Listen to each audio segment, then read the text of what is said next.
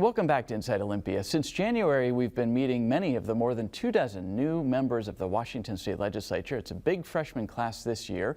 And this week, we meet 2 more new members, both Republicans. Joining me now are State Representatives Kelly Chambers and Chris Corry.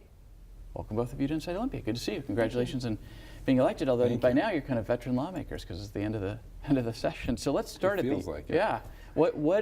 As the session winds down, and now that you've been here for coming up on 105 days, since you're not new anymore, what are some impressions you've had? Any surprises about how this place works versus what you thought before? Anything that has struck you when you go back to your district and talk about it? Let me start with you. Just impressions. Overwhelming. There's just a lot to take in, and you want to come here and be effective and have ideas about how to make government better, but there's a huge learning curve, and just the breadth of issues that we deal with is a lot, and most people wouldn't understand. You're dealing with tickets to environmental issues to everything in between. It's crazy. And 2,500 bills being introduced. Right. Plus. That's it. Right, but Who's counting? It's the fire hose. It is a fire hose. I think there's a couple of my impressions have been, one, the amount of bipartisan work here is pretty impressive. I think that, we have kind of a bias that we see in our news media when it comes to how DC runs. And so you kind of just assume that that's the way the state capitol will run, and it's really not. I mean, there's some core differences between us, obviously, but we're really working together on a lot of issues to push solid policy for the state. So that was probably one of my bigger surprises. Well, let's go back to the beginning and find out how you got here, a little bit about your backgrounds and what brought you to the legislature. I mean, and I often say to new lawmakers, when you're making a calculation about running, there's a lot of sacrifice involved. I mean, you're going to spend time campaigning, knocking on doors during the summer when you might prefer to be doing other things. A lot of lawmakers have families. There's the issue of the commute down here, or if you're, in your case, very likely staying here. And then, sort of all those calculations. And yet, on the other hand, we often hear it's a privilege to be here, and it's certainly worth the sacrifice. But let me start again with you, Representative Chambers. What compelled you? Was there sort of a moment where you said, you know what, I'm going to file for office and run for office, and here's why? I'm representing the 25th Legislative District in Position 1, so this is the seat that previously Representative Melanie Stambaugh was in. Right. So this is the Puyallup area, generally? Right, Puyallup, Fife. Yeah. And last year when Melanie decided that she wasn't running again, she asked me to run for the seat, and I said no. So that was my initial reaction. But I have been down to Olympia many times over the years as a small business owner, and have just seen legislation that I think is really unfriendly to small businesses and the people we employ and the people that we serve. So I've watched from a bit of a distance issues relating to small business and healthcare that I have concerns about. So my initial reaction was no, I'm not going to run. But after talking to my husband and he slept on it, actually at the time my husband was in Nepal, and so we support some children's homes there, and there's a 12-hour time difference. So when I was going to bed and talking to him on the phone about the news of the day, I went to bed, and then the next morning he had been up all day. He said, I've had all day to think about this, and you need to do this. So it was just like, shoot. My prayer had been that I would be used for the gifts I was created with, and then these doors started to open, so I knew that I just needed to have some faith and walk through those doors that were opening up and do this. So that was important to me, and but it's been a sacrifice. I am a small business owner, and it's hard to step away from my business. And to remind us of the business that you run. I own home care agencies. So for 16 years, I've been taking care of seniors and disabled people that need help to live more independently. So that might be in their home, or they might be in assisted living or another care setting, but we go in and provide their care so that they can be independent. So anyways, it is a sacrifice. I miss my staff and all the people that work for us that help provide great care. So totally different world down here. Yeah, it is indeed. Representative Corry, what prompted you, and you do have to commute over the mountains to get here. I do commute, so I represent the 14th, which is Yakima, Klickitat, Skamania, and a little portion of Clark. And It's a big district. Just a little bit, but it's a beautiful district. It's the most beautiful district, if I'm a little biased in saying that. So my journey was kind of, I guess, unique. I mean, I'm sure all of ours are, but I had heard that Representative Johnson, who the seat that or the representative who was here previous to me, was looking at retiring, and so I had talked to some people had approached me about running, and I said, I really got to figure this out because I do have a young family. I have 3 children, and I talked to my wife, and I said, they've approached me about this. It sounds like something that might be good. We don't see a lot of young family members over here in Olympia, just due to the nature of the position, the timing, the sacrifice, but there's all these issues that are happening in the state capitol that directly affect families. So we just said, we're going to pray about it. We're going to go talk to other representatives. And I was actually getting to the point where I was thinking, maybe this shouldn't be it. But one day, my wife and I, we were sitting in church, and our pastor was talking about something, nothing to do with running for office. But then he turned and said something, and my wife just started hitting me. She's like, see, this is it, this is it. So once she was on board and my family was on board, I was all in. So I made a commitment to her that at any moment she felt uncomfortable with it or knew it wasn't right for our family, that I wasn't going to do it. Yeah. So that was kind of the journey that brought me over here, and it's been a pretty amazing experience so far. And remind us of what you do when you're not here. So when I'm not here, my day professional life, I'm an insurance broker. I work with a variety of commercial clients on insurance and risk management. My wife and I are also very active foster parents in our community, so we're very busy, very blessed, but this has been a very unique and eye-opening experience for our family. Both of you have worked on several bills relating to foster care. You've worked on bills relating to child abuse. As you said, you support children overseas. What, in terms of just where you feel like you've been able to affect the debate, maybe not necessarily get a bill through, but at least bring attention to something that you are passionate about here, educate perhaps your own fellow Republicans in the caucus room? Is there an example of something that you can think of where you feel like already you've been able to sort of lay some groundwork and make a case that perhaps wasn't being made before? Gosh, well, I serve on healthcare, and there have been several bills there relating to long-term care, adult family homes, where real practical applications.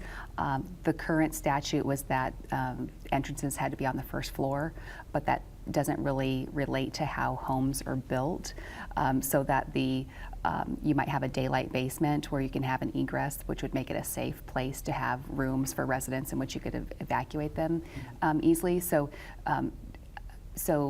just bringing my background in long-term care to that. But yesterday we had a bill on training that would supplement training for long-term care providers, and that's where I feel like I can relate these issues to our caucus and the importance of training for long-term care workers. I feel like the more you know, the better you can do, and I think for my staff, just whenever they just eat up those training opportunities. So to be able to pass a bill yesterday that would provide additional training and create a training network for long-term care workers that work in adult family homes, then we'll have better outcomes for that. People will get better care, and patients will be taken care of, and we'll have better trained workers. Is there an example for you? Yeah, so I introduced a trio of foster care bills this year, and they did not unfortunately pass, but it was a great starting point, and I think, as you're probably well aware, working in Olympia for a long time now. I mean, you are both members of the minority. So we are members of the minority, yes, right. But bills, even when you're in the majority, I think face a lot of challenges, and it was a great learning opportunity. So one of the areas that I'm passionate about is making sure that when kids are in care with us, that we are, as a state and as foster parents, and we're giving them the best care possible, not really providing additional trauma in their lives, whether that's multiple placements, moving them around, other instabilities.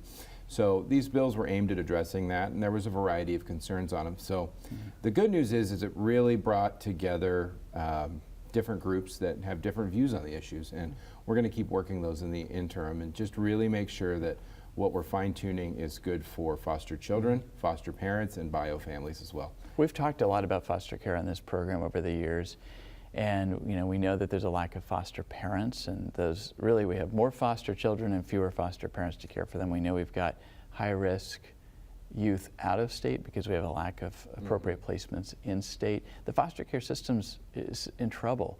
What is, we don't need to go into deep detail here, but as you look at this, and because you are actually, you and your wife are foster parents, what do you think it's going to take to right this system that seems to be really struggling right now? So that is a pretty in-depth topic, but on the surface level, I would say, you know, DCYF, which Department of Children, Youth and Family, it's a relatively new organization that branched out from DSHS.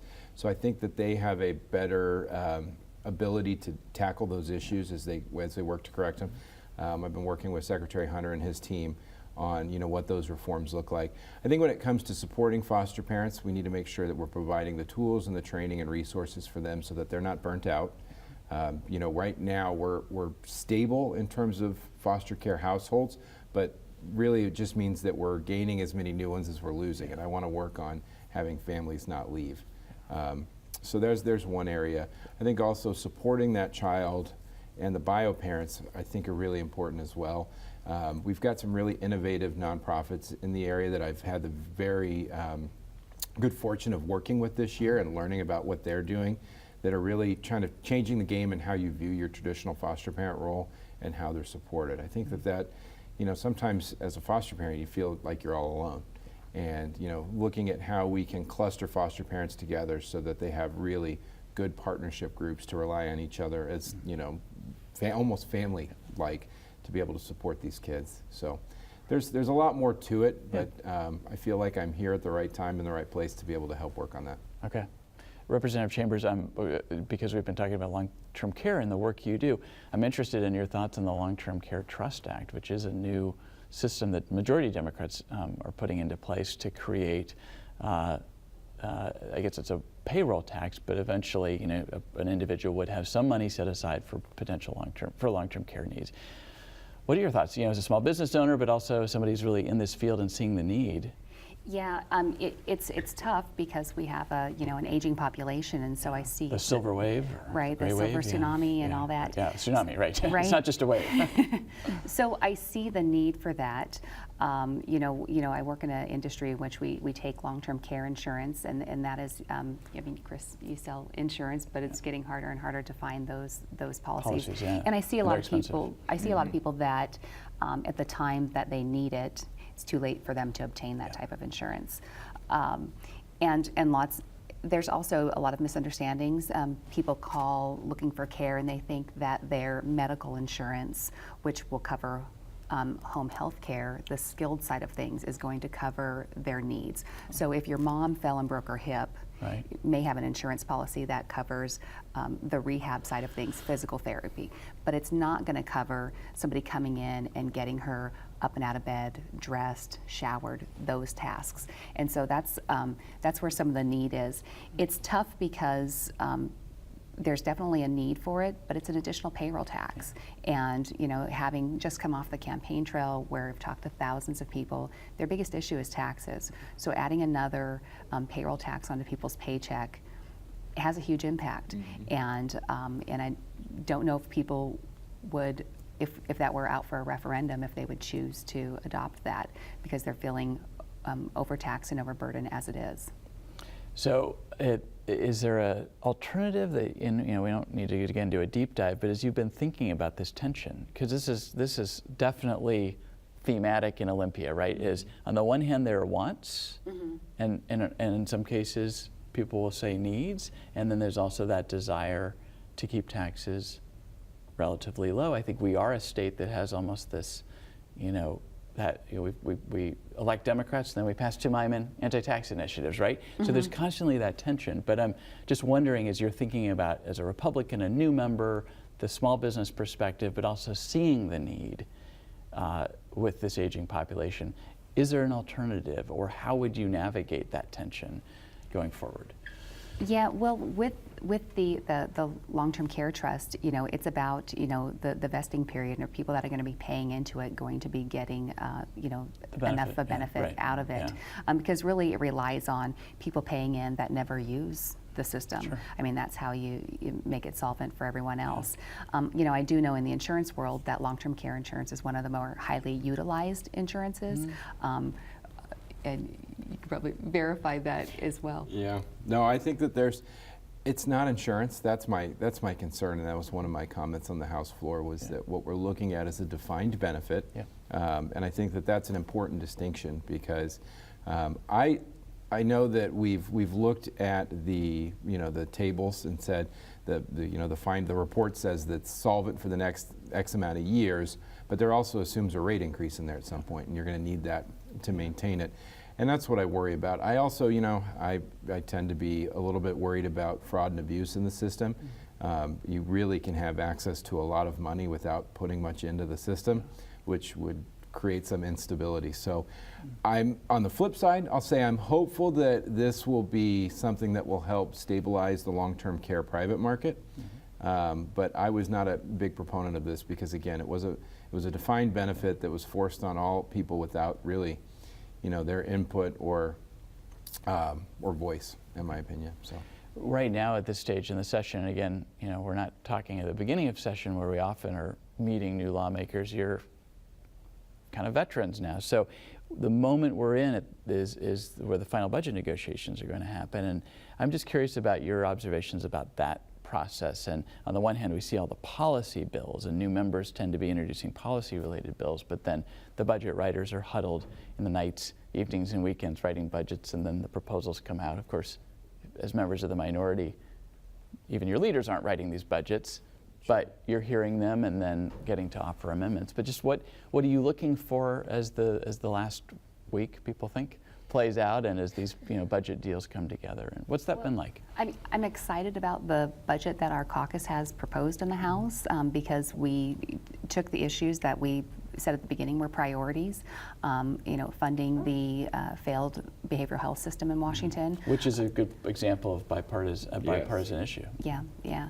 Prioritizing education. We know that there's work to be done in special education funding, so getting that in there first, and then working backwards from that. We want to fund those priorities, and learning how this works down here, being a freshman and having folks come to you day after day, fund this, we need this, and there's always going to be more needs than there is money to fund those things. Even if we funded every need, there'll be different ones, desires next year. So being able to look at those most critical areas in Washington and prioritize those, I think we did a good job of putting that money into those areas in Washington, like behavioral health. I have people come to me and say, for example, in schools, wanting counselors in every school. If we had the money and passed that tomorrow, we don't have the workforce to staff those positions. There is a workforce shortage in Washington. So, we did pass the bill this week on the licensure. So, to have the out-of-state compact between social work licenses and be able to get those folks into Washington to be able to practice. That's important. However, we didn't pass the similar bill on nursing. And I would like to see Washington be an easier place to get nurses licenses transferred in, particularly in Pierce County with our military communities. There's folks coming into Washington. We want to get them working as quickly as possible in those fields. So that will help to develop that workforce. So, working backwards on the budget, there is the proposal on there for the teaching hospital. The University of Washington, that's great. We have to start developing that workforce. And that's not something that happens in 1 year or one biennium. This is, looking 10 years down the road, what it's going to take to develop that workforce in Washington. You've hit on another recurring theme on this show, which is workforce development. We think we've got all these people here and we've got all these booming businesses, at least in parts of the state, and then there seem to be these critical shortages in a lot of areas, and then matching the training programs to the needs is a constant struggle. So again, talking about the budget and the process and what you're observing, and so I don't know, do you have a little provision in there somewhere that you got? I do. I have something that I worked really hard on, and I'll tease that one for now. So one of the things that I noticed early on, talking about being a freshman, is I tend to try to look at the fiscal impacts of policy issues, and I found that struggle on policy committees trying not to bring that up, because that's what I want to talk about is, we can pass great policy. I said on education, we can pass really great policy on education, but if we don't have the proper funding mechanism and we mandate this to our schools have to find a way to pay for it. and I like to make sure we balance both sides of the equation. So that was always frustrating to me. You know, how do we balance that? Because my ranking and chair would say, you know, this is a policy committee, not a fiscal committee. I'm like, okay, but, you know, these policies that we have an impact to the bottom line of our schools. So obviously you mentioned we're in the minority, so we're not necessarily at that table. They're writing it, but we are going to advocate for our priorities and our philosophy when it comes to spending. And you know, we're in a booming economy right now. We have a lot of natural growth. A lot of the Democrat budgets currently are funded with a bunch of new taxes, and taxes that I worry about being sustainable for a 4-year budget period. So the big area that I got into the budget was a hold harmless agreement for our local schools. There was, you know, in the McCleary fix, there was the hold harmless agreement that would help those schools if they fell short based on, you know, funding formulas. That was something that affected a lot of our small school districts in the 14th. And during our negotiations on the House floor on the operating budget, we were able to get that amendment in there to make sure that there's funding for the hold harmless to ensure that our schools aren't having to make as drastic of cuts as they would have if they weren't there. So that's a short-term fix. I could probably have a whole nother TV show with you here just on McCleary and school funding, and that's a long-term, I guess, policy issue that I'm looking forward to working on as well. Yeah, McCleary may be over, but the school funding debate is not over, yes. as we've learned this year. Exactly. I know you've been concerned about the implementation of legalized marijuana, and now we're several years into this, I guess 5-6 years into this. Obviously other states have done it since. Our governor is now running for president, calling for national legalization. You sit on the committee that oversees the marijuana industry, so you have a little bit of insight, I would imagine, and insider knowledge about what's working and what's not. What are some areas of concern for you in that industry right now? Well, you know, I'm on Commerce and Gaming, which is overseeing alcohol, tobacco, gaming, and cannabis, and really, honestly, know so little about cannabis coming into this. Yeah. And yet the volume of bills and issues around it is kind of overwhelming, isn't it? But we had, you know, an initiative, and the voters of Washington decided that they did want this. So I do feel a responsibility as a state to make sure that we are setting up a system in which those businesses can operate and have clear direction. And that doesn't seem to be what's going on. We've talked to a lot of the license holders, the retailers, the producers that are unable to get clear information about you know, regulations, and they're afraid to ask. And so, you know, I look at my industry in healthcare. You know, we should be able to call Department of Health and get clarification on a particular rule that we don't understand, or want to make sure that we are interpreting, you know, their intentions correctly. And so I see that there's definitely a need there to clarify some of that stuff. And when a lot of the regulation for cannabis comes from like a prosecutorial background, it's not, it's kind of like looking for fault versus, you know, wanting to help them be on the straight and narrow.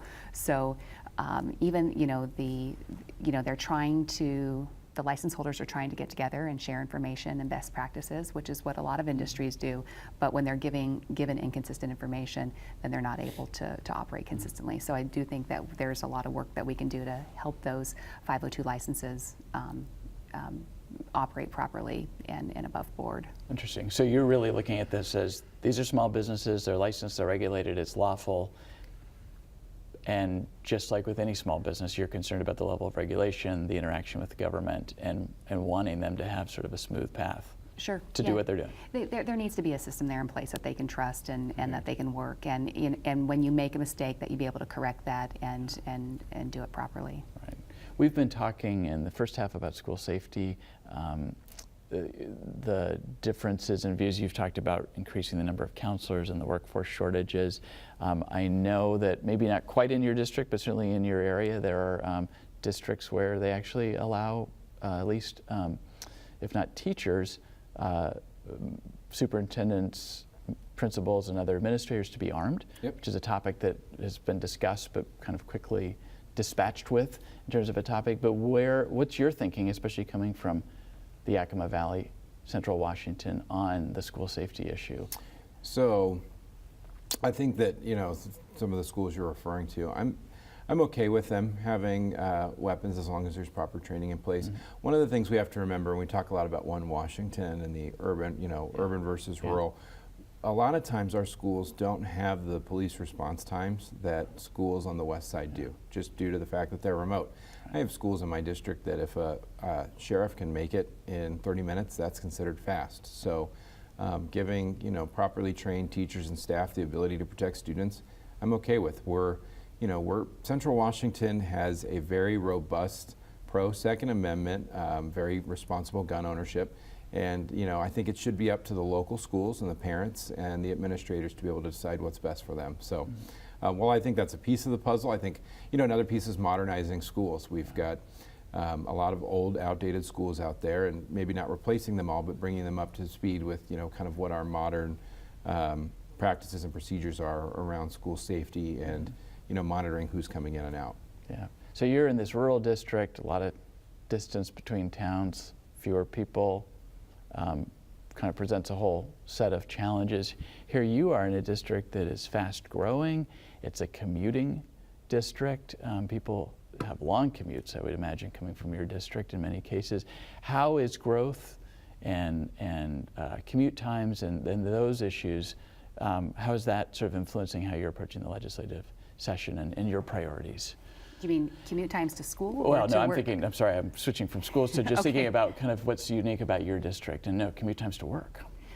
Well, lots of folks in my district are commuting to work and commuting to Seattle for those jobs. So, we have folks paying for sound transit right now, but I've heard a lot from people that are not happy to be paying for a system that they don't ever see themselves using, even when it's fully built. It's a little tough. I look at my business and the fact that we deliver care to someone's home. So it's not like my employees go to the same building every day. They have to get to that customer's home, and really, it's even difficult to manage those needs with someone that's taken the bus. Yeah. But at the same time, currently, the biggest issue in the district is connecting that 167 to I-5, completing that project. So that's part of the Gateway project, and I think it's scheduled to be completed in 2030. That's a shock to most people that they find out how far out that is. I'll be retired by then. I'll be retired by then. Yeah, right. Yeah. So right now we're looking at ways to advance that by a few years and complete it a little bit sooner. I don't think that most of our constituents are aware that there's a tolling piece there that was assumed in that package, and that's going to be a surprise when that's built and all of a sudden those roads are being tolled. Okay. But that's the topic that we will be tackling before session gets out. Okay.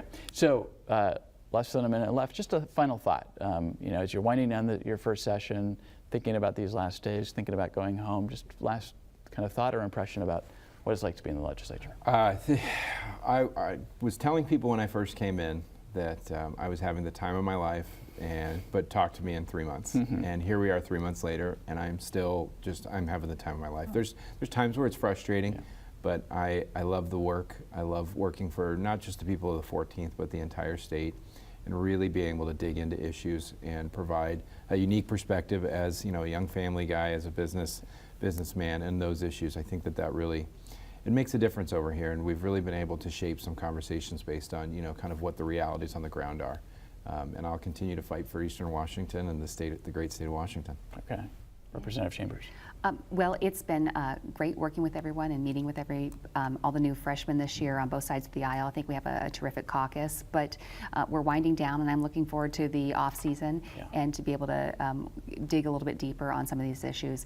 We talk about folks that are underserved and adversely affected by a lot of our regulation. I want to make sure that we're building up, our workforce and engaging some of these folks that end up needing a lot of state services, but engaging them and getting them into the workforce and using them to solve some of our problems with behavioral health, with education, and moving forward.